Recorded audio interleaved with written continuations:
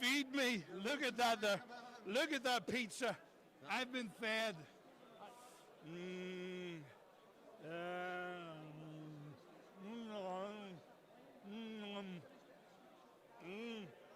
Mmm. Mmm. This is Rudy's pizza. I'm eating it. We're supposed to be doing the show, but I'm having the pizza. Mmm. Oh. Mmm. I assume we're live, are we? Mm-hmm. Hello, welcome to the Clackmannanshire Whisky Festival. Not just an eating pizza, which is basically the main thing Justin wants. Justin was supposed to be here a minute ago. Justin decided to go and get some pizza. Now, you have us. We are in Aloa Town Hall, and this is the Friday night version of session of the festival. So it's on tonight and tomorrow. We are going to do live streaming tonight, and then we're going to do it again tomorrow for the festival. And there's lots of exhibitors here, distilleries. There is independent bottlers. There's guys here with sweeties. There's guys here with pizza. There's guys here with all manner of stuff. There's even a guy with a very funny hat. But we are going to be doing lots of stuff. Now, we've got Ryan with us again this year, and he's going to be doing our runner. I'm doing the presenting. Justin's, when he's not eating pizza, is doing the directing, and our friend Ryan is doing the production. He's away running around, finding out where everybody is. So we're going to wait and get an interview, hopefully with the girl who's running the thing. She is clocking up miles upon miles. Last year she was doing it in heels. This year she's decided to abandon the heels and just got on trainers. So Serena is running about here, and she's going to be coming up. I see her coming, so we're going to get a quick interview with her here. In the meantime, hold on. Come on. Don't hide my pizza. He said my pizza. Have that. I'm going to eat the pizza. Justin always interested in his pizza. Serena, how are you, my darling? I'm good, thank you. I'm glad you've got proper footwear on this time. Well, you know something, I did consider a wee mini, like a kitten heel. I thought too far. I want to get up on the stage later as well, so and give those barrels a good bashing. No, you've been... I know. Whack. Give those barrels a bash. Yes. Right.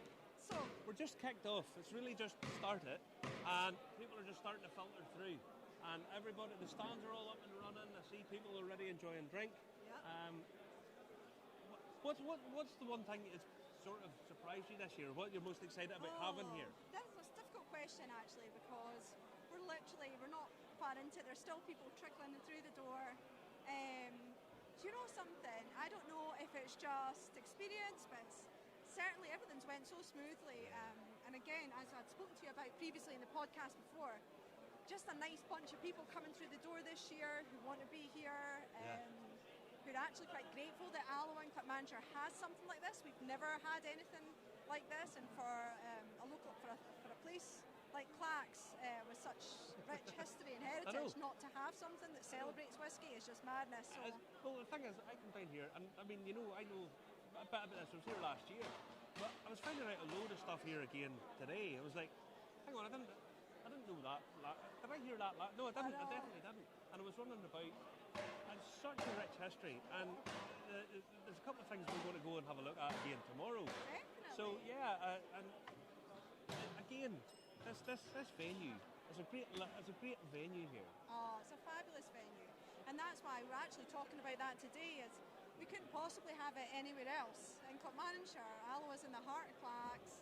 And it's what we're about, but we're talking about next year extending further up into the master classrooms as well. Yeah. We've seen the size of the master classrooms on either side, they're really big, so I think next year currently we're sitting around 35 exhibitors, so we had to we had a few inquiries late last week asking about coming along from some other distillers, so probably a bit late. It is a bit late in the day, but I think next year I'll be in a better position once we get set up there to invite them along. Rome wasn't built in a day, as the saying goes. Exactly. But it's nice to have.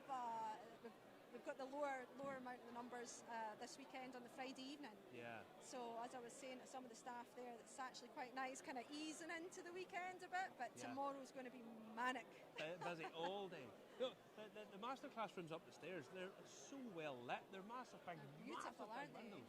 And there's just beautiful rooms. I mean, the place is a lovely venue. Now, I've been round and it's nice. People were here last year, back again. There's some new guys here, Yeah. Mira here, and so on. That's right. Just right beside us here. If you don't know Swedish, the guys that are here, they're distributors of a range of stuff. There is independent bottlers. There are guys who make gin in their garden and I their know, garage. with their wives, dream teams. I love that. Yeah, but there's a whole range here, and it's nice. There's chocolate makers. There's pizza guys. Yeah. As Justin has really took to heart. I know. So there's all the rest of the stuff. I mean, it's just a fantastic thing. You know, It really is. yeah, I think as well, it was when the chocolate Melees came to us and we were like, we'd like to come along, we thought, you know something, we had just recently been to a tasting at Woodwinters in Bridge of Allen with Old Pulteney. Yeah. And they had brought in an oyster man, I think he's actually called Oyster Man, and kind of paired the... Is that his official name? Oyster The Man? Oyster Man, yeah. And do you know something, I brought up his card and I was like, fair enough, the Oyster Man, I've remembered him since, so it's worked. But As you that would. was absolutely fantastic, and I thought, you know, that's something that we perhaps could look into. And that's why we've got our chocolate guys, we've got pizza and whiskey. Aye. Hello? You'll have a fish stall next year. Oyster Man's going to be here Oysters. next year. Seeing what one day. Oysters and whiskey was all right, actually. I've done it before. Honestly, it was spot on. Yeah, I do like oysters. So- But no, we've been looking around, and the people that are here. There's a nice range between the distilleries and the guys who do the secondary market stuff, and the guys who are doing even the investment guys and whatnot. So it's a nice range. That's what we want. We want to mix it up. We want to keep it, we want a real plethora of options and of guys here. So, we're delighted with it. We're absolutely delighted with it. And it's so nice to see some of the guys back again who had contacted us. Well, we were talking to George, and it was funny because we were over there, we were talking to George, and the next thing he came round, what are you doing? He came round and hugged you, it's just nice, It's nice. It's just a nice Well, family look at feel. us. Look at you guys back again. Back again. We must have done something right last year. Yes. We had a blast last year. You might see footage of this year later on. But no, so Graham's running about here, he's doing stuff. Graham is, actually, I think he was on a door. I took some we just had the nosing and tasting masterclass starting upstairs in the cask room. So Mickey Plummer's taking that at the moment. So we've got four nice, easy, but different and varied whiskies up there for our newbies to try. And that's a nice thing too, because a lot of these whiskey festivals, people think everybody knows about it, and people come in and they're a bit scared. Look at me, I've only recently, actually, on all honesty, I think I started drinking it, sampling it, not drinking it, two and a half years ago. Yeah. And honestly, for the first 6 months, I was struggling. I was like, Graham, what is it I'm looking for? What is it I'm looking for here? And it's only been over the last 9 months or so that I've started picking things up. I've got a terrible sense of smell, but through my taste, I can start picking things up. So it was just a way around letting people try things and giving them that kind of introduction to it. And at the beginning of the festival, that way they can come back down and they can give it all away, can put it into practice. And that's the fact that there's an avenue for people to get a start in it, because people get intimidated by all this stuff. Yeah, Because people absolutely. try and make it really complicated, and it's really not that complicated, really. I'll give you a laugh. I had a couple that just came in the door, and I heard the husband say, "See, there's a bar." And I said to her, I was like, "Listen, I feel you as well." I was like, "But give it a bash. Crack on up to nosing and tasting upstairs and see how you go." Make it easy. Keep everything simple for people. Because Absolutely. I think people get intimidated, and then you get the other guys who have a lot of experience, who sometimes can make the thing confusing. Yeah, And they get blinded by a lot of words and phrases and things. Absolutely. I still do as well. So. But it's nice. It's nice that you have that avenue. Then later on we have a masterclass from the Glasgow distillery, and then the showcase tasting, the Clackmannanshire showcase tasting. What's that now? Explain that to people. That's. I think we have 4 this. I'm not sure if that's spoiling the surprise. I think it was 3 last year. We've got 4 beautiful spirits, ghost distillery spirits, and they're all a surprise at this moment in time. So I'm not going to it, but we've got John Lamond coming to present that showcase masterclass. We've got a fantastic presentation that incorporates the old Carsbridge manager Sandy Bowie as well. We tip of the hat to him. Excellent. I'll let you go on and get round because I don't want to hold you too much. Do you need a drink or anything? Because the Pope's arse looks south. Of course. You know, I'm sitting here. I've got my festival glass, my festival lanyard. I've got my bag of stuff. I'm so glad, Serena, that this pizza's here because Marty owes me a pizza. He took me to the Clutha Bar in Glasgow one night and there was no pizza. That's a fact. Marty's fault. It was my fault, actually, because if I walk in... It's always Justin's fault. It's always Justin's fault. And Trevi and his pizza. The Hug Foundation guys are here again this year for the what you call. They've got their own stand, so it's good. Now I'll let you tear on, my darling. I'll take that. Thank you. I wanted to rub it in that the pizza was there. Right, just come closer to me, Marty, will you? There we go. Lovely. Now, you got fed. Surprisingly enough. So I'm a stone heavier than last year. Do you know that? A full stone. I didn't think that was humanly possible. Justin. Well, it is. So I'm a full stone heavier, and I'm going to fix this on you so it looks good. And we've got Bevy app coming down now. Oh, is Bevy coming? Bevy's coming now, and they're going to talk to you. Listen, Angus Dundee distillers are here, Anadea Distillery, Kearns, Cardona, Lady of the Glen, Reclaim Timber, Cashier, Glasgow Distillery, Douglas Lane & Co, Fragrant Drops, FIB Whisky, Glenmorangie, CGM Scotland, Mally's Chocolate, Buck and Birch, Morrison's Distillery, Oskey, Roslin, Spirit Feed, Slange itself, Clydesdale, Inventors Gin, Glasgow Spirits, Cask Brokers, The Single Class, Fraser's Eclair, The Uncharted Whisky Company, Orsa Designs, Hunter Lang, Craftwork, Woodrose of Edinburgh, Neil Huggs Foundation, and Aloa First. And we're here. Even more important. Now you see that little QR code on this here thing. Show that to them, Marty. Now, we actually have it in the corner of the screen, and you should be able to scan it. It's just up somewhere about over there, right? And you can scan that and watch the show and share it with your friends. Yeah. So we're live tonight and we're live tomorrow afternoon because tomorrow night we're getting plastered ourselves, are we? Please drink responsibly, folks. Except if you're at a whiskey festival in Aloa tomorrow night, and then you can have a charge of it. We'll probably have a drink or two tonight, and then tomorrow will be a bit more of a bit more effort put into the whole thing. Now tomorrow's actually sold out. Yeah. On Friday, Saturday afternoon, Saturday evening. Is there a few left? Saturday evening, as far as I know, there's still a few tickets left. So honestly, if you're in the area, or if you're in Edinburgh or Glasgow, it's only half an hour away. So come up. I said this last year, and it's the same again. I'll probably repeat this about 5 times. It's got a real nice family feel to this whole thing. You know, the couple that run it are really nice. It's fantastic. We have been collected from the airport. We've had cake and coffee and biscuits and a fry and all this morning, and pizza tonight. So it's going really well. Now, hold on. I see the guy from the Bevy app coming. So there he is. So, nice. Come on you in, sir. I'm going to have to say to my production manager, my glass is empty, by the way. Mine's empty too. Hang on. We'll remember this. Sir, see if you can go and get me a drink or two. One shall do that. See, it's great having staff. Now, I am here with Lewis. I have a fondness for the name Lewis. There's a camera there, buddy. If you just go around the other side, thanks very much. No, Lewis, I have a fondness for the name Lewis because that was my grandmother's name, my grandfather's name. So yeah, excellent. You are from Bevy. And there's another QR code for you guys, all right? What is Bevy? What are you doing here?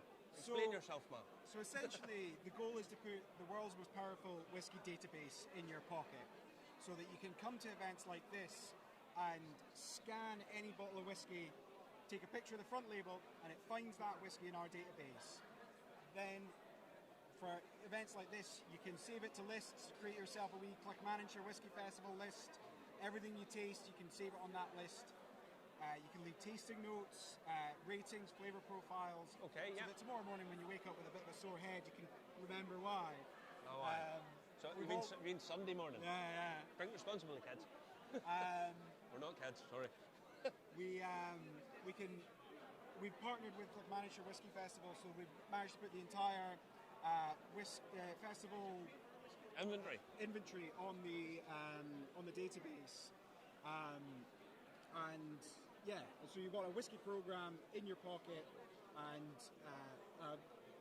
no more carrying around notepads or scrolling through blurry photos on the next morning. So yeah, that's what we've done, just to encourage people to get using the app and get familiar with it. We're offering a free beer at the bar for everyone who downloads the app, and somewhere in the hall there is a golden bottle, so to speak, with Tell us what it is. Tell me what it is. I'm sworn to secrecy, unfortunately, but the first person to scan it wins themselves a bottle of 15-year-old Springbank. So if that wasn't reason enough to give it a shot. A 15-year-old bottle of Springbank, so the price is worth about $4,000. The way Springbank prices are going. Yeah. So yeah, you can, if you're at the festival or you're coming tomorrow, run around, scan the thing, and you enter a draw, and that gets you through, is it? Well, you'll get a notification straight on your phone the moment you scan it. Then you can come up to the bar and claim your bottle of Springbank. But yeah, obviously that's the functionality that's most pertinent to a day like today. Yeah. But then you've got huge amounts of functionality outside of that. You can use it to keep a track of your entire collection at home, so you can remember what you've got. These days, no matter what way you look at whiskey, you have to talk about secondary prices. Yeah. Does it track secondary prices or we, availability? We have a value estimate function on it, which works through a combination of tracking retail prices, original retail prices, and secondary market pricing with our own proprietary algorithm that calculates an estimate value for you. So if you're into the collecting side of it, you can look in a glance, see how much your collection's worth. You can track your how much it's grown in value if you're into that, or if you're just into drinking whiskey, as we all are.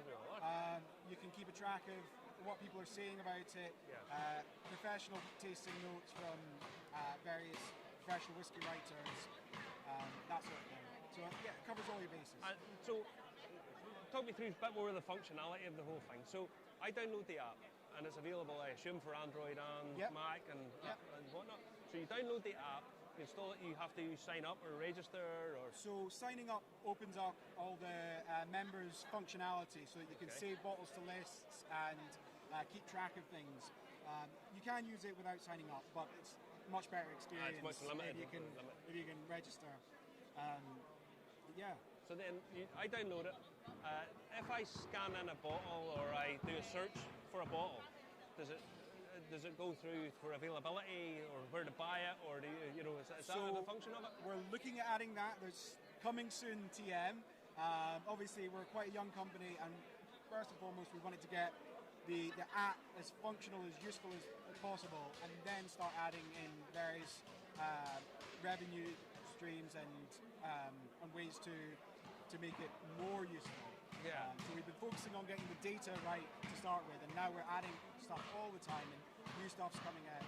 We do run occasional retail aspects. We are looking to expand that process as we speak. And is it Scotch, Irish, English, and so on, other whiskies all worldwide? Internationally, we started, obviously, we're a Scottish company. We started with Scotch, but we are expanding it out. We looked primarily at malt whiskey to start with, but then we've added Irish whiskey of various... pot still, blends, etc. So we're looking to be as comprehensive and complete as possible. Obviously, we're a small team, and it takes time. There's a lot of whiskey out there. Yeah, there is. Doing it bit and by more bit, and more every day. And we're expanding our database every single day. So apps free, or is there a cost? 100% free.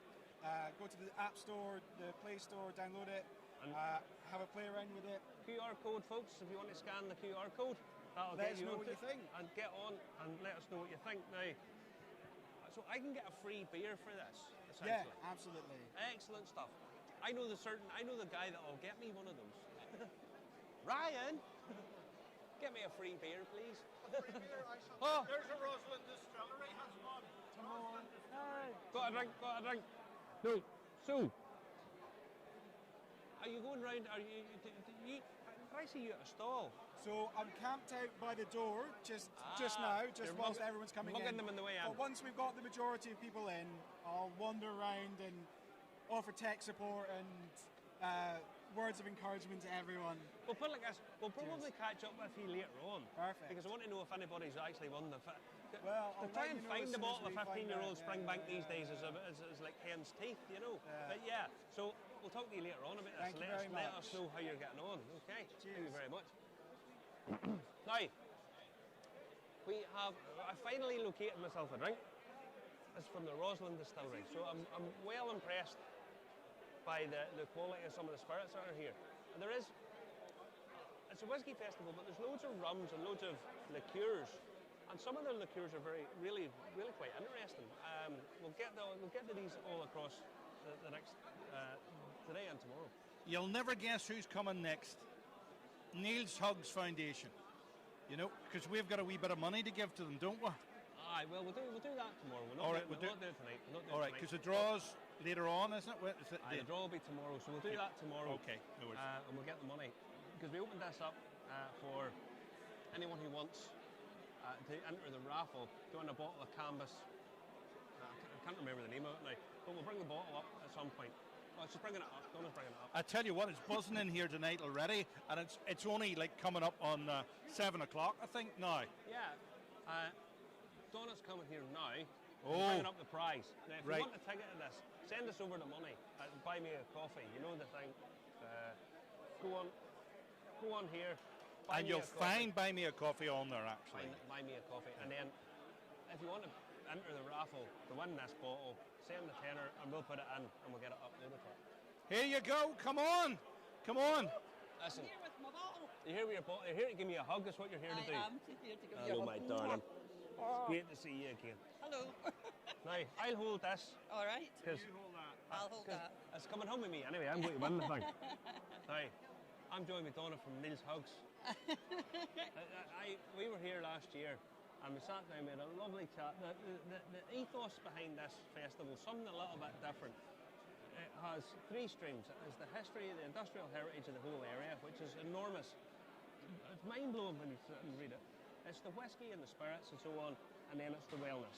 And the wellness is covered by the charity Neil's Hugs.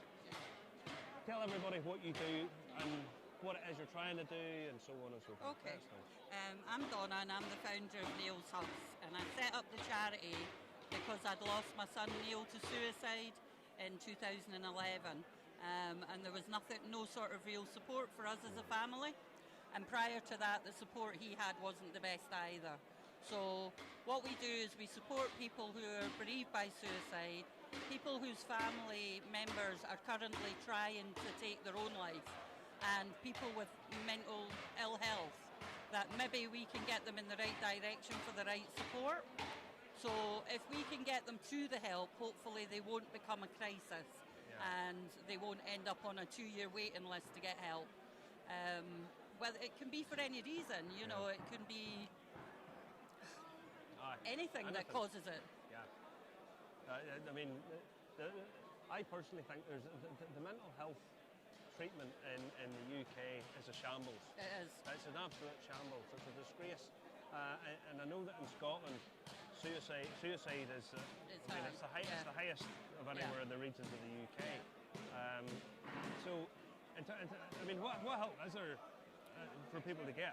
Well, what we do is we support people with one-to-one support. We have bereavement support groups. We have like befrienders, so that sometimes people just need a wee help for maybe a couple of months. Yeah. But we never let them go. They can come back and forward as many times as they need it. Yeah. Because our life doesn't go straight; it goes up and down. Yeah, so if we know that. Yeah. So you know, sometimes they get support from other organisations, and it lasts 12 weeks. And then they have to wait in a queue for another 2 years if they want to come back. We'll find a way of doing something to support them, even if it's just a once-a-week phone call, just so that they know they're not alone and give them a wee chance to speak. I mean, in all seriousness, it's such a level that there's probably not anybody that hasn't been touched by suicide. No, absolutely. And pretty much everyone I know in some description has, whether it's a work colleague or a work colleague's son or a family member or something. And I mean, having someone just to big you up. Yeah. And they offer you a little bit of support is such a huge thing that you do, and it really is. Now, I'm going to talk about this a little bit. All right. So this is what's up for a raffle. This is up for a prize. I better care not drop it here, or otherwise Serena will kick my arse later on, you know. But this is what's up for a raffle. It is. It's a 1991 bottle of Cambus. Cambus was a huge distillery, grain distillery, just down here. It's now a cooperage. You can hear the coopers banging away in the background. So this is up for a raffle. There's £10 a ticket. £10 a ticket, yeah. And anyone who's watching this, if you want to enter the raffle, just send the money over or scan the QR code that we sent, buy me a coffee, send it over, I'll pay it and we'll get sorted out. I promise you it'll be all right. Everybody knows me knows I'm as straight as a die that way. So yeah, this is what you'll get, and the money goes to help you guys. It goes, yes, and what will happen with the money is, this is Clackmannanshire that this is in. So any money raised in Clackmannanshire stays in Clackmannanshire and works for Clackmannanshire. Yeah. Our main office is in West Lothian, so because I live there, that's where we started. But again, if any money's raised in West Lothian, the money stays there, because you've got to look after the people that are trying to look after you. Oh, yeah. If you know what I mean. So absolutely. There's nothing worse than paying something to somewhere and it doesn't help anybody locally. So we're blessed. For 5 years, West Lothian kept us running. Yeah. And it was the people of West Lothian, not the government or anything else. Yeah. So we're really, really grateful. And it's the same in Clackmannanshire. This is our second year here, and the money raised last year and the donations that we got made a huge difference to the area. No, I mean, I can't praise you enough. I mean, the fact that, reaching out and helping even one person makes such a difference to people. It really does, because suicide is preventable. If things are done early enough and help people and tell them that everything always gets better in the long run. It does, but at that moment the person doesn't see a way out, and to end their pain they think it's the only way out, and it's not the only way out. But we need to get people to unfortunately, sometimes people do try to reach out, but they get a negative response. Or there's nobody there. So, if they go to a GP, say, and the GP just sort of fobs them off, it's not because they really want to fob them off, it's just because the money's not invested enough for them to have the time to do what they need to help the person. So the person feels like, I've built up all this courage to tell you, but you've not heard me. I'm not going to tell anybody else, and they might not be here. And it could be that they've said it to anybody, but if the first person they build up the courage to doesn't listen, then it can be the start of a downward spiral. And we all know something about it in some way. Unfortunately, some of it we do. But the money raised from this will go and help people, and all of these events they're always nice to come to and have a drink and get to meet people and have a chat and find out stuff. But the fact that you can come here, spend a tenner, win a chance of winning a really nice bottle of whiskey, and actually help somebody and properly help people. Because a lot of time, I think people do these things and it goes away and things never really get better. But something like what you do, you can actually save a life there and then. Absolutely. Just literally by a phone call or a chat, That's it. And sometimes people don't want to talk to their loved ones because they don't want to worry them. So if they reach out to an organisation like ours, they can speak to somebody that they don't know and say how they honestly feel. And that's the big thing. It's getting the honestly feeling out there. The mental health care it's not great in the States either, and I know in Ireland and whatnot. Sometimes it's taken that it's there's something wrong with you. There's something actually wrong with you, and it's not taken as the illness that it actually is. No, and that's right. And the narrative that they have around, because suicide is like 75-25 male. it might be slightly different, but it's predominantly males. And what happens is the narrative that men are told is you don't talk, man up, do this, do that. Strong, and I know silent we're type. getting better, but it's men do talk. They just need to stop telling them that they don't. Yeah. And they need to have the right people to talk to. Because believe me, I run a man's group. And I'm a token man on that day, so whatever's said, well, I just accept. But they will come because they feel they've got a safe space to just be who they are, say what they need to, and have another week where they've at least been left a bit lighter. Yeah, that's that venting. I think it's just like opening a little bit of a pressure valve and letting people take a little bit of steam off. Maybe take a bit of objectivity and well, hang on, maybe it's not as bad as I thought, and then they can carry on. But yeah, I think what you do is amazing, and the fact, I mean, I know there's been people who were talking to you last year. Hopefully they'll be seeing this year. They'll sit down and have a little bit of a yarn with you, and you're all ears, which is always nice, you know. Absolutely, all ears. All ears. But that's it, you know, and that's, if we can have a conversation with one person and they go away knowing that we're there if they need them. That's all we can do. Yeah, and I know you only came back because I'm here this year. Well, there's no other reason. Wasn't to bring Justin. And that wasn't an act of altruism taking Justin out of Northern Ireland just as a relief for everybody else, you know. He just wanted one of my famous hugs. He did. Right, I'm going to... All right, you show everybody this lovely I'm going to whiskey. get this bottle of whiskey. This is a bottle of Cambus Octave, 1991, 55.8%. It's 27-year-old in oak casks. Single cask, yes. Rather lovely bottle of whiskey. And I promise you, I have a 28-year-old Cambus in the house, and it's a fabulous whiskey. I was drinking a Cambus earlier on today. Closed distillery, silent distillery. They're not making any more of this stuff. It's single. It really does take the cask really well. It's a fabulous whiskey. It really is. So yeah, if you want to give me a shout, download fire to the QR code, go through, buy me a coffee, buy the ticket, put your name down, and if your name pops up, I promise you'll get your money all right. Okay. So I'll let you go back down and man the fort. Thank you very much. I'm going to man the teas, coffees, and cakes. Oh, aye. If you come here, you get a free cup of tea and a Tunnocks tea cake. There's Tunnocks tea cakes. One of the national dishes of Scotland. But don't drop that, or then I'll have my guts for garter. Thank you. It's been an absolute pleasure, and I'll speak to you again. All right. Speak to you later, guys. All right. I'll see you later, my darling. No. So, all right. Take it easy. Justin's all right. Giving me a obligatory hug here. So, yeah. Now.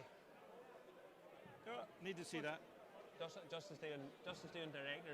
I need to see myself. I need to see myself. Yes. I need to check my hair all right, and then it's all hunky dory. Listen, if you're watching tonight, folks, comment, like, and share. Hit the share. Tag your friends before you hit the button, and that spreads the word globally. Okay. So we're live on YouTube, Facebook, LinkedIn, DLive, Twitch, Telegram, I think as well. It's going out live, and there'll be great things. We're going up about 8 o'clock. We're going to call it a day just before 8 and go up and see the Clackmannanshire showcase tasting at 8 o'clock. Yes, I'm really looking forward to that. Why are you looking forward to that, Marty? Well, the thing is, I mean, I like this place used to have such a rich heritage. You had a number of different distilleries. At one point, there was about 9 distilleries in and around Aloa, and some of them were huge, some of them immensely important in not only the Scottish whisky story, but also the Irish whisky story. We'll do a bit on that at a later date. But they're all gone. And when you get a bottle of Cambus or Carsbridge or whatever, you can't get any more of it. You know, the distilleries are gone. So when you actually get a chance of tasting a ghost distillery, silent distilleries, whatever way you want to put it, every time someone takes a drink of this, there's a little less of it in the world. Now, as I say, you get distilleries that are now starting up, and we're all waiting on the spirits coming from them. But the stuff from ages ago, it is disappearing. And that's the showcase up here. It's a showcase of what used to be here. And honestly, the canvas. The single grain whisky sometimes gets a bit of a bad rap because it's distilled at a higher ABV. It doesn't have as much flavour, nominally speaking, but it does take a cask fantastically well. And if it goes into a cask that is of good quality cask and it's there for the right amount of time, it's got wonderful flavour. And canvas used to make huge volumes of it, huge volumes. Okay, weather permitting, we're going to maybe do a wee bit of a special on the early days of whiskey. Weather permitting, it's pretty miserable here at the minute. That's why you want to come in and visit. Where did your pass go? Because in your pass is another token for a pizza. You haven't ate the pizza already, have you? No, I haven't ate the pizza already. All right. Ryan, who's next? Oh, these lovely people, come on. Squeeze in. Masterclass, so quick chat. Great. Squeeze in. She's. It is. It's live. Right, squeeze on in there. Squeeze on in. Squeeze on in. Now, Right. What's happening? we were in our hotel earlier on, And and next thing, two people accosted us, said, "Are you for this festival?" We said yes. They said, "What are you doing at it? You're exhibitors." And we said, "Oh no, what are you doing at it?" He said, "Drinking." And here we are. What's your name? Introduce yourself to the my name's people. Hugh Hill, come from Muirkirk, Ayrshire, a wee mining village, and my wife and I tour the whisky festivals. That's what seems like all he my does. part-time jobs. We're retired now, so we give it a go. we like to keep the whisky makers on their toes, Good. just to make them sure they're doing the right job. Aye. There's nothing wrong with that. Nothing wrong with that. Now, you've appeared in. I know you were drinking in the bar before you came in here because we had it drinking responsibly. We had a That couple was a of Royal Brackla, by the way. We're Was that trying Royal something different now. Oh, excellent. Now, you weren't here last year, were you? No, You weren't this is here. my first year. This is the first year. And what do you think of the setting? Absolutely brilliant. We're trying all the indie bottlers, and it's. I don't want to name any of them. Yeah, go on ahead. Single them out on it, but they're all amazing. I was telling that wee guy just up the corridor there. Up the road there. Just you've all brought your A game, but you need to add a bit more to it, a bit more plus, because every one of them, they're all doing these exceptional things with whiskies, Aye, and it's amazing. that is. I'm really enjoying it. One thing I've noticed, you have your wife with you. There's a lot of women here. Is whiskey and woman a thing? To begin with, my wife hated whiskey, but I brought her around to it, and now I've created a monster. I really have. I mean, I'm not going to say she's mad for it, like, but she loves. I'm glad it's that noisy in here that she can't actually hear what you're saying. Well, the thing about it is, I think a lot of it was to do with sort of social conditioning. Aye. Women were told it was old, the macho man drinker, you know. Exactly. No, and then the women, That's you get a it. wee fruit-based spirit, like Justin had in the bar. You know the wee That's cocktail. it, the wee Justin, pink gin. Justin Are had you a after pink pink martini. gins now? I don't mind a pink gin. I don't mind anything. Basically, if it's a beverage, I will consume it. I like an espresso martini myself, like, but pink Aye. gins I draw the line. Who do you think you are? James Bond? Justin was thinking a wee pink gin. Shug Bond. Again, Sean Connery? it's that social conditioning that there was no reason why would you not? And it's the same women coming in and drinking whiskey and you're... Here, listen, we better let them go because they're due up there. They're due up there. There's a time thing behind us. We'll see you later on. All right, In the bar take it later easy. on, All buddy. right, cheers. All right, cheers. You've got to go upstairs. You know the way up. There you go. What about that? What time is it? Must be Hold on, hold on. towards 5:15. Oh, they've got 5 minutes. They've got 5 minutes yet. All right, we didn't hold them back enough. We're getting the winded up thing from Ryan. Aye. Now, Woman in whiskey. It's a phenomenon, really. Well, it's not. I mean, the thing is, a lot of people are surprised by this. And why would women not drink whiskey? It's this idea that men drink this, women drink this, and there's no in between, and it's all nonsense, let's be honest. I mean, I've always drunk whiskey. It's just now people are being told, well, of course you can drink whiskey, and why would you not? And they're developing a taste for it, same as everybody else. And I think the last figure I read, I think about a third of all whiskey sold is actually bought by females. Yep, big numbers. Now, big numbers in this show. This show is bigger than the last year, which was the first year. Yeah. They've moved the master classes upstairs. That's why they had to rush off upstairs to the master class. I mean, there's 30 plus exhibitors here. You've been round some of them to talk to them. I've been round pretty much all of them, having a quick chat with just to see who was here. And what I like about this is you've got the guys who are the independent bottlers, and some of the smaller guys who. If you go to some of the big festivals, Justin, the thing is you get a couple of the big guys. Yeah. And lots of people gravitate to them because they've heard of them. But they're not stopping with some of the indie bottlers. And these guys some of them are doing wonderful things. We tried that rum thing from Cairns. That was pretty special. Well, I'll tell you a couple of things that we did. We talked last week about the design of the bottles. And some of the designs are absolutely superb. And the whiskies have top quality stuff too. So they're buying in good casks. They're picking out what they have available to them. They are, bottling it well, bringing it across. And a lot of it's really, really affordable. A lot of it's a lot more affordable than some of the proprietary brands, some of the guys that stuff are releasing. So yeah, it's superb, What's up? So we're just standing by for our next guest tonight because we're hoping to wrap up before 8 ourselves. Yeah, we're going to get wrapped up before 8. And we're going. I'm not missing the silent distillery stuff. No. I said earlier on, the silent distilleries, for me, are when they're accessible. I mean, I reviewed the Canvas 27, 28. From Cadenheads. It's £100 for an almost a 30-year-old bottle. Why wouldn't you? Why wouldn't you try that? And it's a fabulous whiskey. And as I say, the silent distillery stuff, you're picking these up. Some of them aren't that expensive at the minute, but that'll not stay like that for long, Justin. I really won't. Any product where there's not any more of it being made.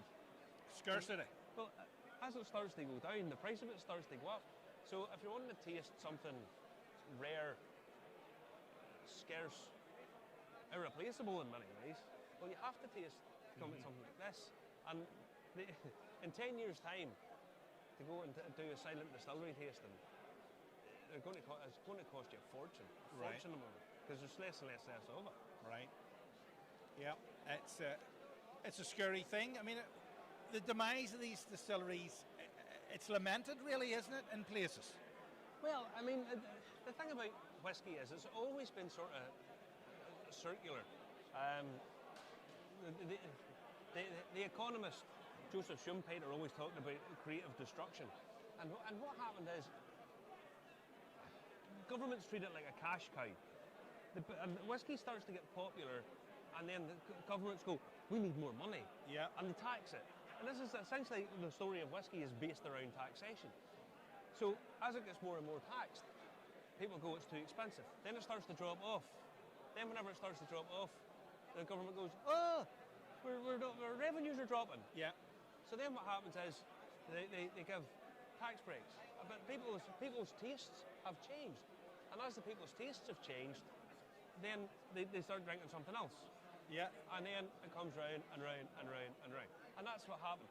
Now, you can see people are beginning to love whiskey again. They're falling in love with it. Distilleries are popping up all over the place. Yeah.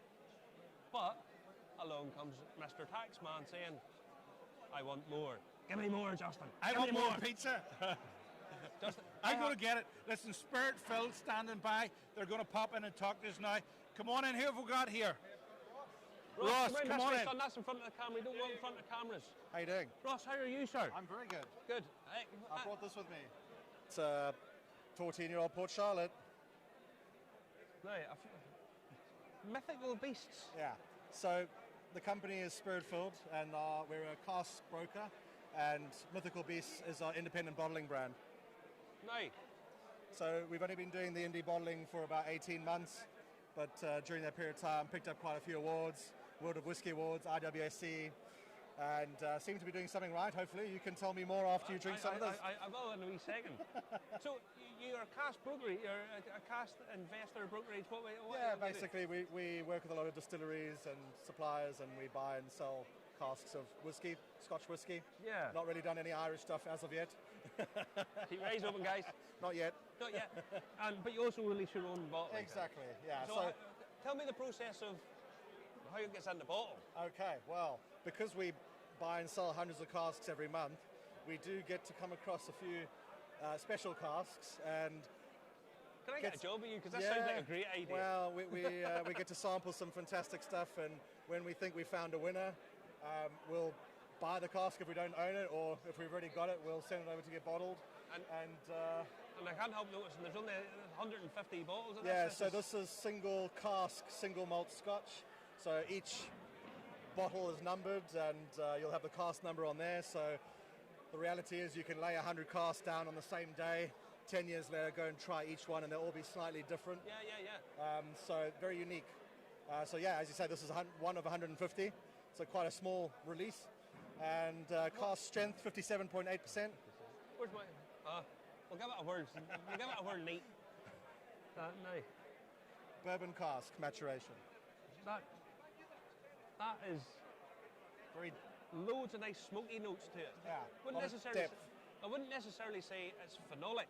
Yeah. It's a bit more smoky. And that then it's smoky, but it's kind of sweet smoke. It's almost barbecue-ish. It's barbecue notes to it. I wouldn't. It's lovely. The vanilla essence hasn't really coming through just on it. not yet. It's just all smoky and sweet smoke. Wait until the palate hits you. Hey, there's not much wrong with that. Yeah. That's lovely. So we actually won an award with the IWSC last week with this. Got 92 out of 100. I tell you what, there's nothing wrong with that at all. Actually, it's a bit phenolic, and I think it deepens a bit, and then that sweetness just sort of balances it out. Really nice. It's a very complex spirit. I love this one. that is really nice, actually. And what is that again? You told me it was a... So it's a 14-year-old Port Charlotte. I'll be honest, lots of people rave about Port Charlotte. Yeah. And I know the 10-year-old wins awards all over the place. I'm not a massive fan of Port Charlotte, to be honest, because I don't know, it just never really sits that well with me. It's just my personal taste. But that's as nice a Port Charlotte as I've tasted. Well, I'm glad you like it. It's one of my business partner's favourite drinks, but his ultimate favourite is the Port Charlotte MRC 01, which is Mouton Rothschild wine cask maturation, which is pretty stunning. But I think this comes a very close second behind that. I'll be honest, I really like that. That's really rateable. And the finish on that's still going. Yeah. So it's hugely long. And is there an age statement on that? Would you say? Yeah, 14. 14. Yeah, 14 years of age. I'll tell you what, that's a really nice. That is a really nice drink. So, Price-wise, what's one of these going for? Price-wise? I think today it's about 136. Yeah, pounds. Yeah. So that is lovely. And as I say, it's one of 150 bottles that will ever exist of this one. Yeah. No, well, as I say, it's the sweetness that comes through on it. It comes in a sort of widens the range of it.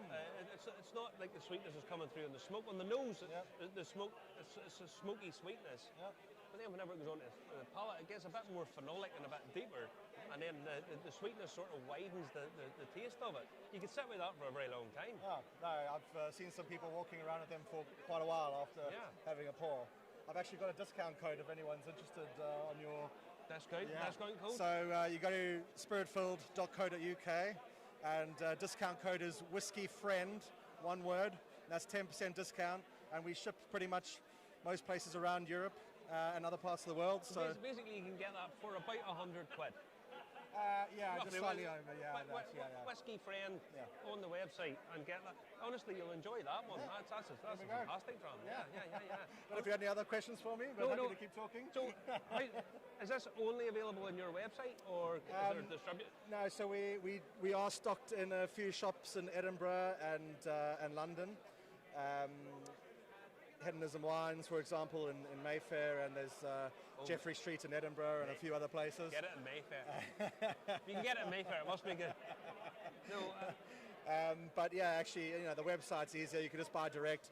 Shipping is 48 hours, and we'll be with you quite quickly. And what other line do you do? What other lines? So at the moment, the sort of younger ones, we've got a 14-year-old Ardmore. We have a 15-year-old Kilchoman. They're all quite, obviously, the peated options. And then we do have some older bottlings. We've got a 30-year-old Bruichladdich, 34-year-old Glenrothes. We're just about to bottle a 30-year-old Little Mill, which some people might be thinking, what is Little Mill? Well, the distillery was demolished over 20 years ago. Yeah. And that's a lowland distillery. So, we're looking forward to bringing that out later this year. Yeah. Just watch the space. We've got lots more interesting things coming up. And how are you finding, in terms of spirit prices? These days, all of these spirit prices, they're doing this. Yeah. They're not getting any cheaper. No, it can be difficult, and you have to take that into consideration when you're buying in stock. The price points need to be correct so that the consumers can actually buy the stuff and enjoy it, basically. Yeah. So, I mean, and in terms of your brokerage, are you finding is there a squeeze on margins there, or is it being beneficial to you? The market's been quite buoyant, but we have noticed that trade pricing has been on the increase. However, that's good for people that bought a few years before. So that's the idea of that asset class, is that time is its intrinsic value. Yeah. You buy a 5-year-old single malt cask, hold it for 5 years, it'll be worth a lot more as a 10-year-old single malt cask, and that's the basic fundamentals of that. But if you want more information on that, you can check it out on our website and put your details in. So people come along, they come onto your website, they go on to the. What would be a minimum investment? I mean, can I turn around and say I want to put £100 in, or is it minimum? No, I mean, we usually have a minimum investment around £5,000. And that might buy you 1 cask, that might buy you 3 casks of whiskey, depends what stock we have at the time. And we do go through quite a bit of different distillery casks, and the list changes weekly. Entry level about 5k. We usually include 3 years storage and insurance in that price. Thereafter, it's around £50 a year to store and insure a cask of whiskey.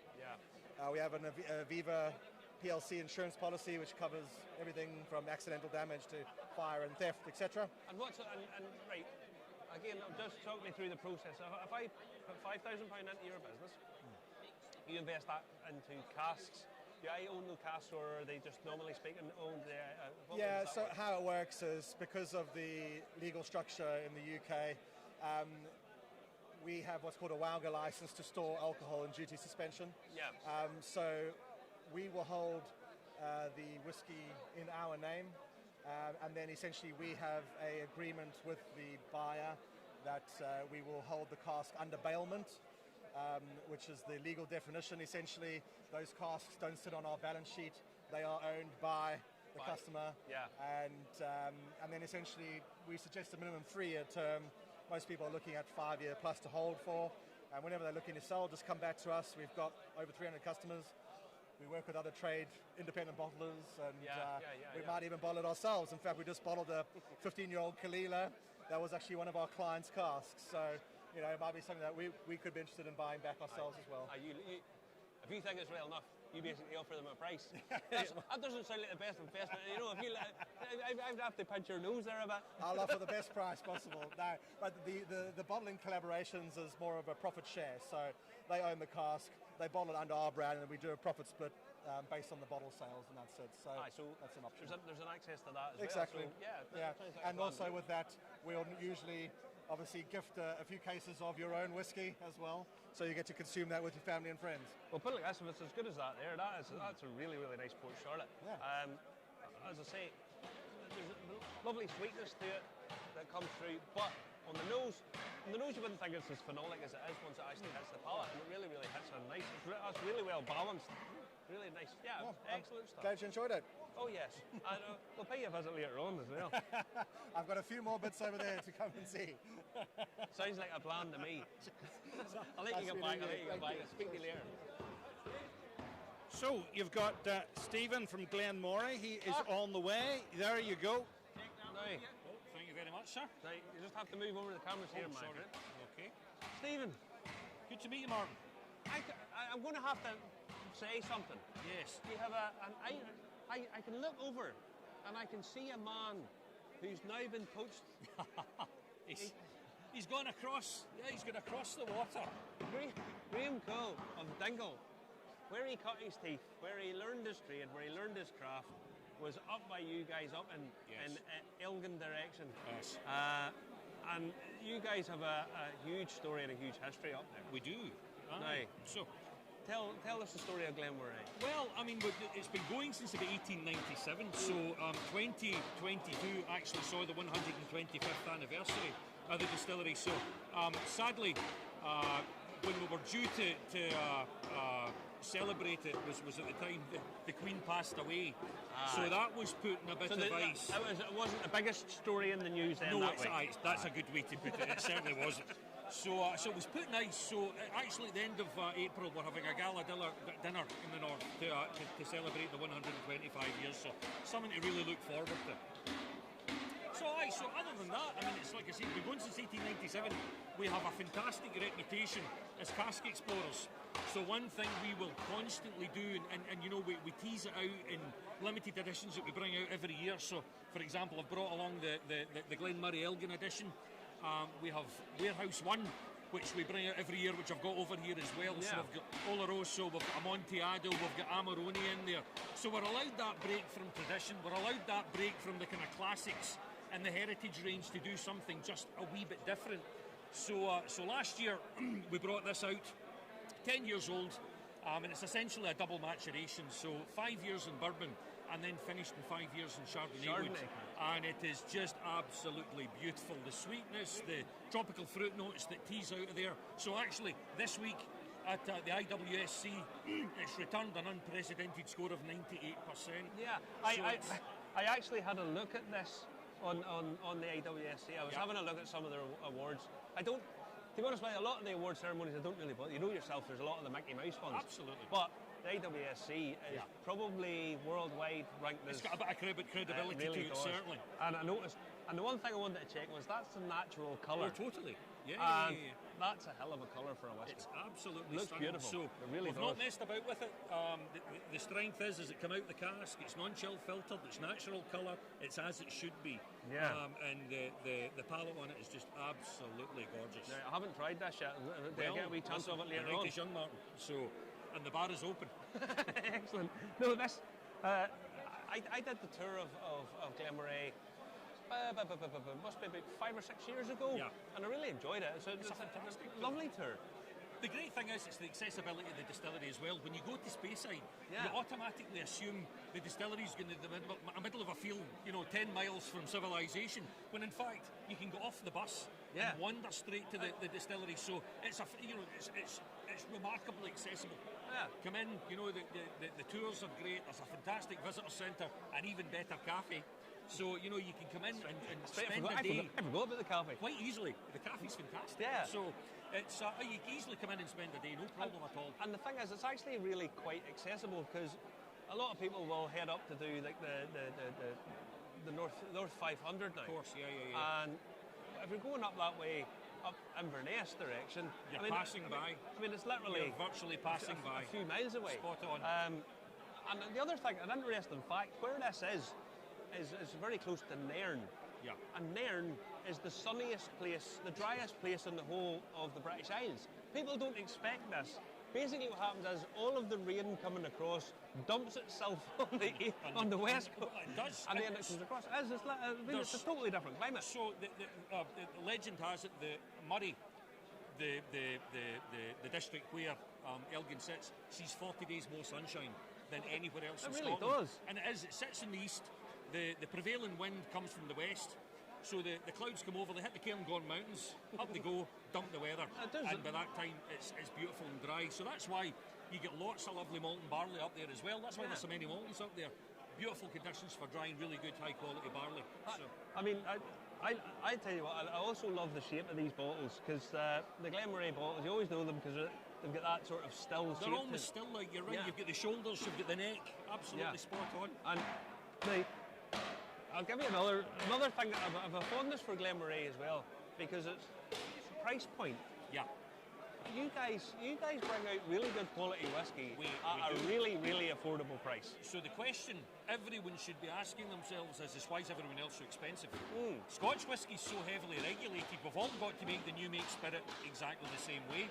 We're incredibly fortunate that we're owned by one man, and he has fingers and pies all over the industry. So, for example, classic example would be our Portwood finish. Yeah. He owns the port producer in Portugal, in Porto, Grand Cru that supplies the casks. His interests we have in Hill, so we get really high quality bourbon casks. Yeah. With sherry producers in Jerez, so we've got certified sherry we're using to season the casks. We're using for our sherry matured. So you're not buying in, when you buy in seasoned casks. It's not they're not sticking in. Put it on a roller, send it out after a fortnight, you know. There's great, not debate about sherry at the minute, but of course the sherry producers of Jerez are very protective of what they make. So they at the minute are trying to push, well, it's only sherry if it's produced in Jerez, it's seasoned in Jerez, the whole piece. The SWA have a different view, which is we're not too worried about the provenance of the woods, but the liquid has to come from Jerez. So we use certified Jerez produced sherry. So so entitled us to use the word. No, I mean, Glenmorangie is very available as well. Of course. I mean, the entry level stuff is all in supermarkets all over. Absolutely. You get it dead easy, and I mean it's like £30 a bottle or something. Absolutely. Thereabouts. Well, I mean, you could go along to Morrison's along the road now and get a bottle of 12-year-old for $23.99. Who else is doing that? I mean, genuinely, these days, I mean, the pressure that's on guys in terms of tax and energy and costs and all this here, the days of cheap whiskies are kind of, unless you're buying really cheap, and I don't mean to be disparaging of anybody, cheap crappy blends that are entry level, you're not be getting 12-year-old but I mean, it's for 20-something pounds. If it's not energy, it's cereal prices. I mean, cereal prices have gone up as a direct result of energy costs and whatever. They're just eye-watering, you know. So but we still want to have that price point, that accessible price point, as a good, high-quality entry-level malt. I've always liked Glenmorangie because of the quality and cost ratio. I mean, it's superb. I haven't tried this one. Well, Martin, swing by, because the great thing is, with Warehouse One, with things like this Elgin edition, you can actually hear the song that Glen Murray can sing. There's no doubt. You know, it's not restricted. It's not 40%. It's not mainstream. It's the song it can actually sing, and it's beautiful liquid. This is bottled to 46. Yeah, excellent. I mean, I wanted to get a look at the colour of that, because I'd read this, and this was 46? Did you 46. Think? Yeah. 40, I'd actually said I thought it was cask, but it's not. It's brought down to 46. But I mean, this is lovely. Even the presentation, I like this new. Well, even the sort of funky presentation on it. So the packaging was selected by the public. So we had a couple of options we put up on social media, ran a poll, and this won by a country mile. So it's all landmarks in and around Elgin. You've got the Dandelion, you've got the big monument in the centre of the town. So do you know what I thought that was? I thought that was the Dundas Monument. You know, the one in Edinburgh.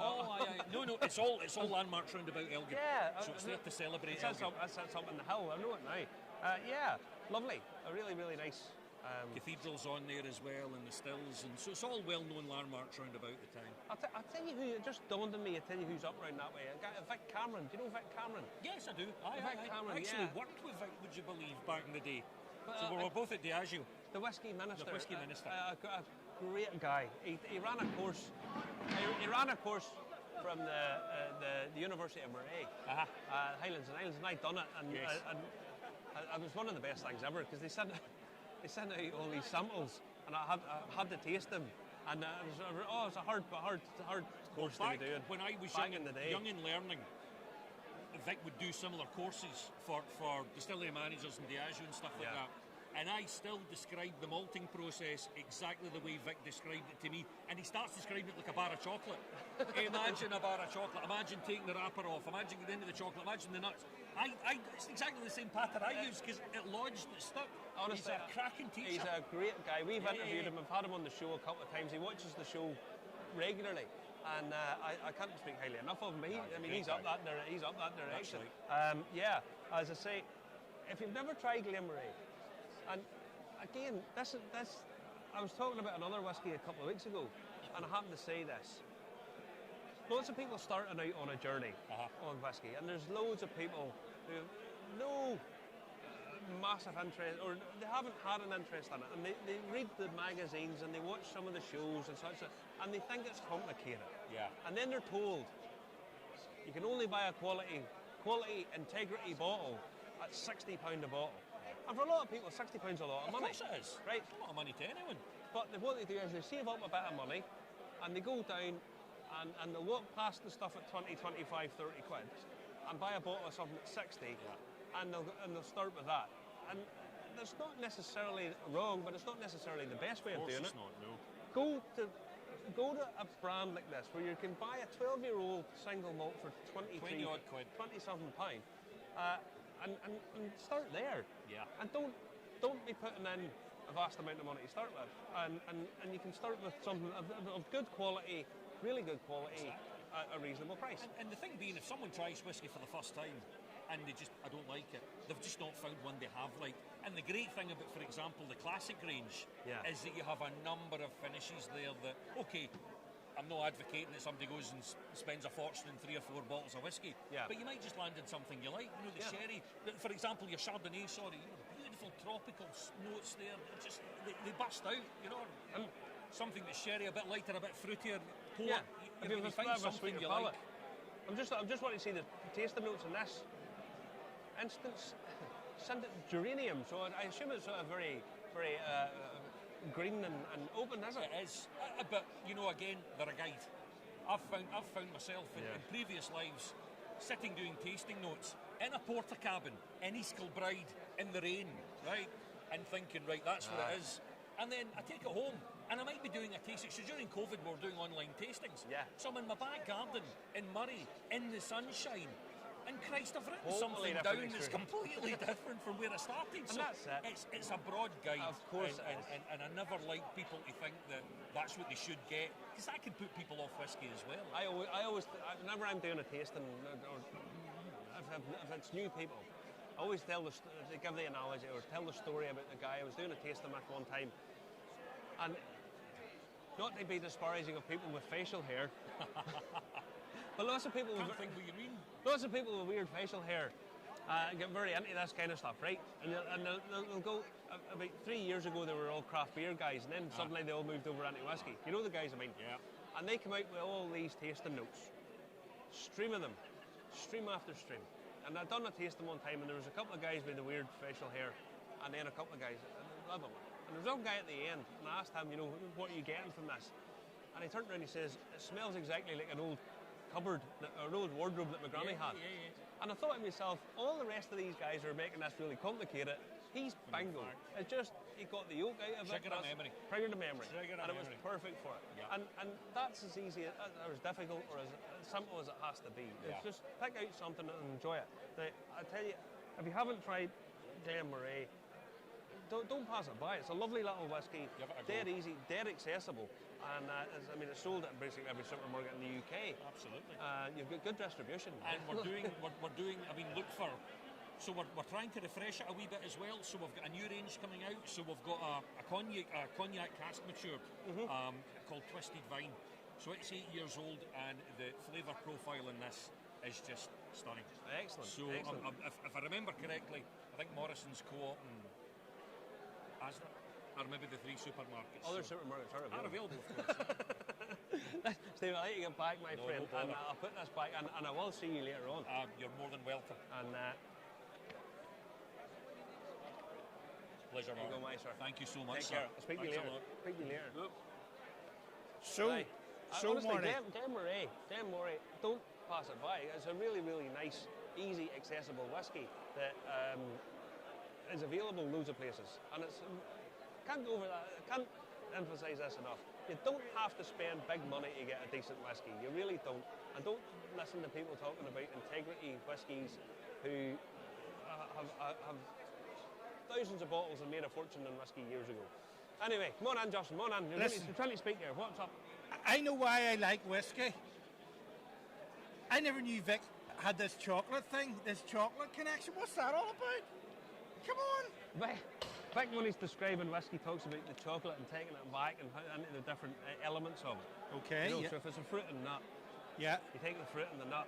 Okay. They didn't necessarily have to have fruit and nut in. Okay. And so on and so forth. So basically, it's made. All chocolate's pretty much made the same way. Okay. You know, and whiskey's all made basically the same way. Pretty much.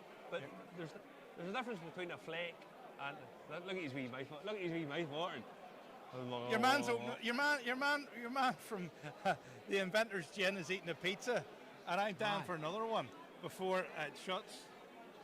But listen. I wanted to ask you. That's a Speyside, that Glenmorangie. Whiskey regions, there used to be fewer, and now there's more, and there might even be more. Well, the thing is, whiskey regions is a bit of a strange thing, because there's this idea that certain whiskies from certain areas have certain characteristics, and it's not necessarily true, but they have a certain style or a certain way of doing things that lend themselves to that. I mean, Speyside is just awash with distilleries. I mean, I think there's 34 distilleries in Speyside. There's a huge amount of them.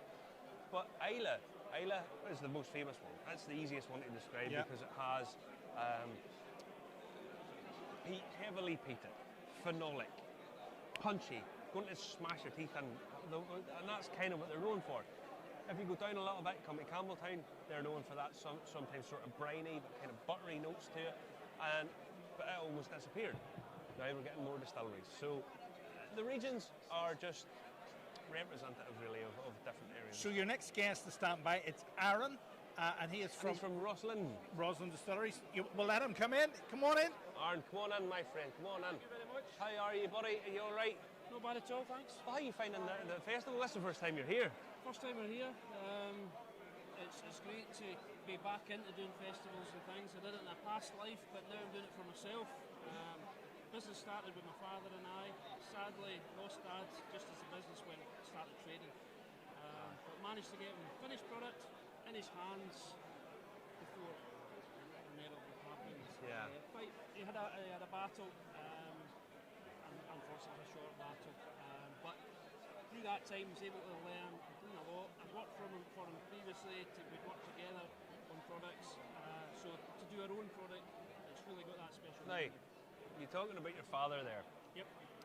I just want to say, your father worked for 30 years in the Ben Nevis distillery in Fort William. He certainly did, yes.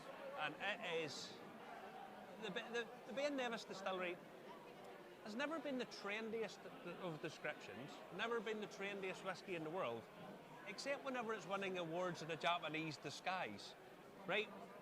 We all know that a lot of it was shipped to Japan. It's owned by a Japanese company these days, and it wins loads of awards over there. Actually, in actual fact, I know the visitor centre at the distillery has now been refurbished since I've left the business. Prior to that, we had awards plastered all over the walls. Yeah. Dad had actually won a tremendous amount of awards, all international awards for the Ben Nevis spirit, which was absolutely tremendous, because given the way that a lot of people saw the appearance of the facility, they couldn't believe the quality of the spirit that came from there. So there was a lot of awards won in this. The quality of the spirit was never in doubt. Yeah. It was this kind of perception. You know, it goes to Japan, and the Japanese were making all these refined spirit, but it was coming out of the little sort of distillery in Fort William. That's where it was coming from, and it's a superb quality spirit.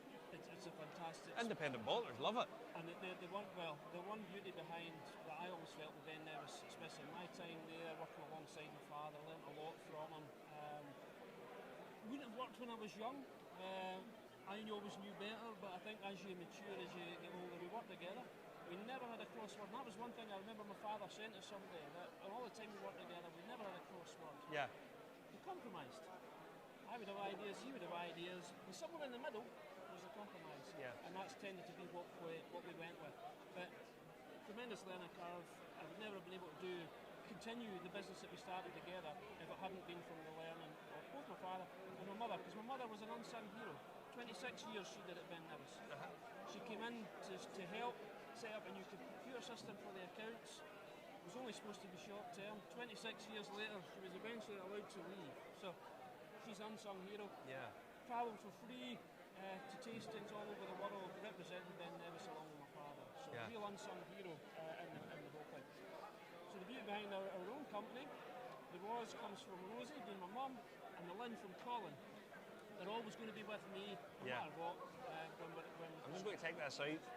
Now, so Rosalind, and you guys are based up in Fort William.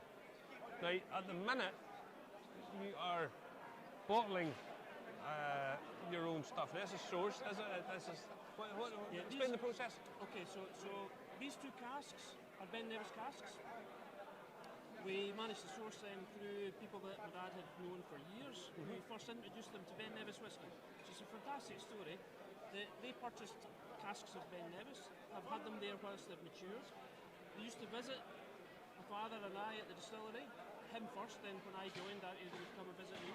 And they would request all these samples from their stocks and see how it was maturing. And then they would ask us advice on re-racking and different things and what casks they had available at the time. So it's lovely that these casks never left Fort William, but were purchased by people overseas, European, and then were able to sell back to me, and then I put together. This one I'm really, really proud of, because it's not just a single cask. Single cask, you release them based on the quality of that one cask. Yeah. This one, the first batched one, I was actually offered two casks at the same time. I thought, great, I'm going to have two that I'm going to be able to release at the same time. California red wine matured for 12 years, and a bourbon matured for 13.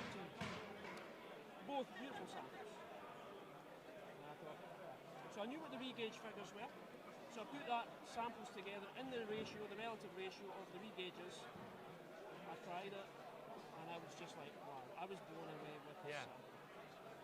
So decided that I wanted to batch it. So 2 casks were at bottlers, and I asked them to batch these 2 together, and we left it at cask strength. That was the way I tried the sample. 60.3% ABV. It doesn't feel like it. It's the most incredible whiskey in the way that, even at 50-odd%, some of them, you've got that real burn, you can feel the heat, you know it's cask strength. It's a dangerous whiskey because it's not got that same relative burn to it. Yeah. And the flavour from the combination of the red wine, which can be quite a dry whiskey, tannic, almost tannic, yeah. But the sweetness of the bourbon complementing that beautifully to releases. So I was really proud that I've done this without my father. I've had to do it, but I decided on this one as a batch. I entered it into the IWSC this year, and we came away with a silver for it. So for a business that only really started trading in 2021, had a few releases. That was the first one I entered the competition, and it was the first one that I batched together. Yeah. I'm really proud of myself, but also mainly the spirit that we're producing. Yeah. And that's what we're producing. And the beautiful colour and everything. Yeah, I mean, it's a beautiful colour. I'm thinking sort of raspberry ice cream notes. Am I far away from that just in my head? No, because you've got that creaminess. Yeah. The beautiful thing about cask strength whiskies, particularly at that strength, you're not running them through too much of a filter. So there's not a lot of filtration. It keeps that butteriness, that creaminess. So you do have that, but you're right, you've got that fruit kick coming from the red wine and with the complementing sweetness from the bourbon and the vanilla notes, giving you that ice creamy flavour. So I would agree. Right. Where's this available at? And at the moment, it's on our website. We've actually the stock on that. There was 467 bottles originally from it. We're now down in the 20s, so it's very much a short supply. And this is the thing: when you enter a competition some months ago, you're still selling that one product. So we're now on to our next product, and as this one is sort of winding down, we're now with another release, and then... Are you going to stick with the same sort of wine finish, or is the world your oyster as such? It really is. A lot of it's down to availability, let's face it. We've got to be totally truthful and honest with that. It's about cask availability. I've been fortunate so far that it's come through contacts, the people that we know that have got Ben Nevis stocks, which is fantastic. I'm also dealing with brokers, but then you start to get to, your whiskey's getting more and more expensive. Of course. Before you've bottled it, before you've stuck your labels on. Every bottling that we've done so far, we have done a totally unique label, carton, swing tag for that. Again, that comes at a price, but I like to feel that we've got a bit of premium and it's individual rather than having a very same. Yeah, it's not a generic brand. Now, is it only available on your website, or is there shops that you can get it in, or We have a shop local to us. There have been a couple other retailers. Quite a lot of that bottling was actually exported, so it limited the actual volume that I had at home. The customer that was exported to wanted to purchase the whole lot in entirety. The sample was so good, so they agreed with me on the sampling part of it. But we dealt a little bit so that we could keep some at home. And yeah, most of it's been through ourselves sold. Excellent. And the website is? RosalineDistillers.com. RosalineDistillers.com. Now, the name suggests that there's going to be a distillery. Is that the ambition? Do you want your distillery in Fort William? Is that another one? It would be lovely. I think that Fort William, the West Highlands of Scotland, I grew up there for some time, obviously, whilst Dad was managing director of Ben Nevis. Probably didn't appreciate what was on your doorstep. I was more concerned about the rain, taking the dog out of the walk, and the midges. Having lived away from central Scotland, from West Highlands, and come back 20 odd years later, I realised that the beauty. It's a stunning part of the world. The scenery, you'll never drive through Glencoe twice in the exact same conditions and see it exact same way. And the West Highlands is such a rugged countryside, but you don't get scenery like it, and I've got the appreciation for it. I look at living in a beautiful place with a beautiful outlook. You've got water, you've got hills, you've got everything all in one place. But one thing we don't have a lot of in the West Highlands is distilleries. No. But we do have a lot of tourists. Yeah, loads of people. So there's a tremendous amount of tourists, and they all like. The majority of tourists are coming to Scotland. And they'll get a wee whiskey, yeah. The real treats come to Scotland. Ireland as well, you've got beautiful scenery there, don't let me take away from that. It's absolutely tremendous, and a lot of people link the two together in terms of the greenness and everything. And people will come and do a tour of the whole of the British Isles, and they'll do I do tours in Ireland and over into Scotland and up Glencoe and through Fort William, and it is a beautiful part of the world. It's absolutely beautiful. So yeah, the plan is that's the way we want to go. We've got to future-proof the business, and we've got to have ambition. And the only way for me to do that is that we're actually producing our own spirit. Yeah. Because casks, the way the whisky is at the moment, liquid gold, it's getting the price of it just going up and up. Get a reasonable price that we can release to customer and have the quality product in the bottle. So the way to do that going forward would be to produce our own whisky on a small volume and keep it still as quite a niche product, and have a lovely experience for the visitor to come and see at the same time. Yeah, I mean, it's well worth going up that direction just for the scenery. I mean, it's superb. Now, we're not overpopulated. We do have some beautiful distilleries. We've got the Murphy, we've Knocknean, obviously Ben Nevis, and further afield we've got Oldman, and then you're across to Tobermory and the Isle of Mull. So there are some beautiful distilleries, but they're quite some distance apart. They are, We're not overpopulated, oversaturated as Aloa, as Speyside, all doing something different in these regions. But I think the West Highlands could certainly support another facility. Oh, absolutely. I can't see why not. But the price point for this? It's £120 that bottle. Yeah. Listen, I wish you all the very best of success. I haven't tasted this yet. You'll need to come over to the stand, and we've got a wee tasting one there if you've got time. Well, what we're going to do is we're going to go to the stand, but I'm not going to let you see it. Bye. We'll talk to you tomorrow. So, we'll talk to you tomorrow. I'll let you get back to your adoring public, and I will see you shortly. Thank you very much indeed. All right, Aaron, thank you very much, mate. Thank you. Thank you. So, Marty, that's us for tonight. The Clackmannanshire showcase sort of is on in 5 minutes. So, bye-bye. Remember to comment, like, and share. There's been 100 shares in this tonight. I wanted to go even higher. We're on YouTube, Facebook, LinkedIn, Twitch, Telegram, D-Live as well.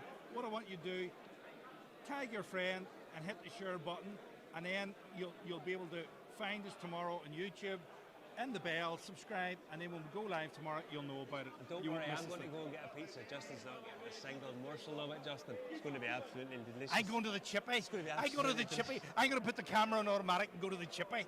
That's what I'm going to do. See you tomorrow, folks. Cheerio. Bye-bye.